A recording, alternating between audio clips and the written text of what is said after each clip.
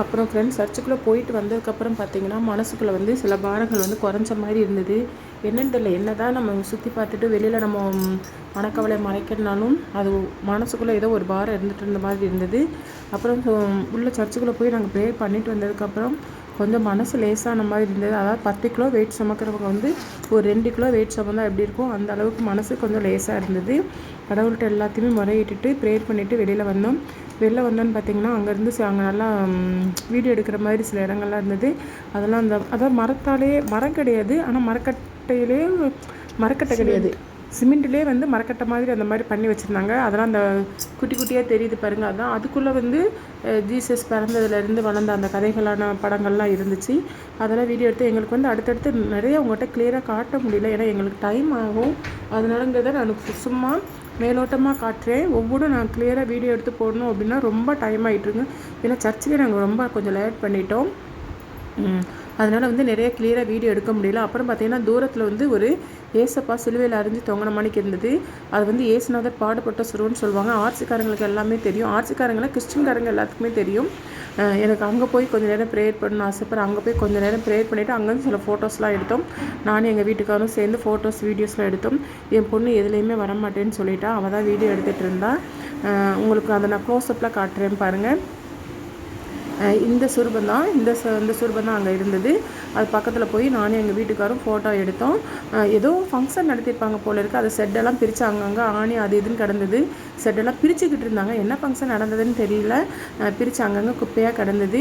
அப்படியே சரின்னு சொல்லிட்டு அங்கேயும் சில ஃபோட்டோஸ்லாம் எடுத்துகிட்டு அப்படியே வெளியே வந்தோம். எனக்கு அந்த சர்ச்சை விட்டு வர்றதுக்கு மனசே இல்லை. என்னென்னு தெரியல, அந்த சர்ச்சுக்குள்ளே இருக்கிறப்போ மனசு அவ்வளோ ஒரு சாந்தமாக அமைதியாக கொஞ்சம் சந்தோஷமாக இருக்கிற மாதிரி இருந்தது. அதாவது என்னோடய சொந்த ஊரில் சொந்த வீட்டில் இருக்கிற மாதிரி இருந்தது. எனக்கு ஏசப்பானா ரொம்ப பிடிக்கும்.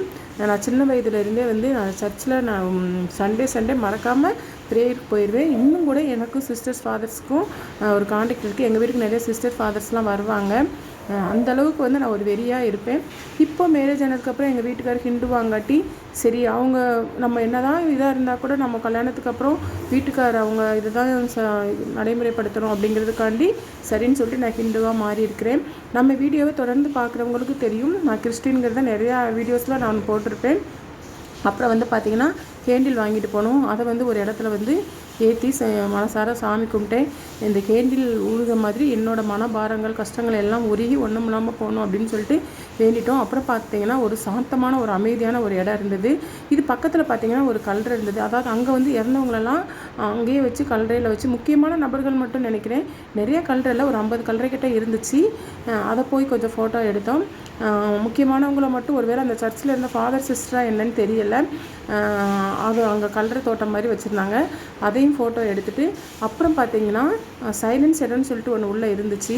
சரி, அதுக்குள்ளே போய் கொஞ்சம் நேரம் மனசார மெடிடேஷன் பண்ணிட்டு வருவோம் அப்படின்னு சொல்லிட்டு கேண்டில் ஏற்றி முடிச்சுட்டு அதுக்கப்புறம் நானும் என் பொண்ணு மட்டும், எங்கள் வீட்டுக்காரர் அங்கிட்டு இருந்தாங்க.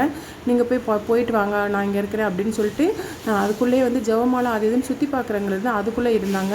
நாங்கள் சரி இங்கே போய் நம்ம ப்ரேயர் பண்ணிவிட்டு போவோம் அப்படின்னு சொல்கிறதுக்காண்டி நல்லா ஒரு ஸ்க்ரீன் மாதிரி போட்டு உள்ளே போகிறதுக்கு வச்சுருந்தாங்க. நாங்கள் உள்ளே போய் அங்கே நானும் என் பொண்ணும் போய் ஒரு 10 நிமிஷம் 1/4 மணி நேரத்துக்கிட்ட முழங்கால் போட்டு நான் ப்ரேயர் பண்ணேன். அந்த இடம் பார்த்திங்கன்னா அவ்வளோ அமைதியாக அவ்வளோ சாந்தமாக இருந்ததுங்க. ரொம்ப பிடிச்சிருந்தது. சர்ச்சை ஒட்டியே இருந்துச்சு இந்த இடம். உள்ளே போனால் கொஞ்சம் அதாவது இருட்டு மாதிரி, நம்ம அந்த ஸ்க்ரீனில் விளக்குனா தான் வெளிச்சம் தெரியும். உள்ளே ஒரே இருட்டு மாதிரி இருந்தது.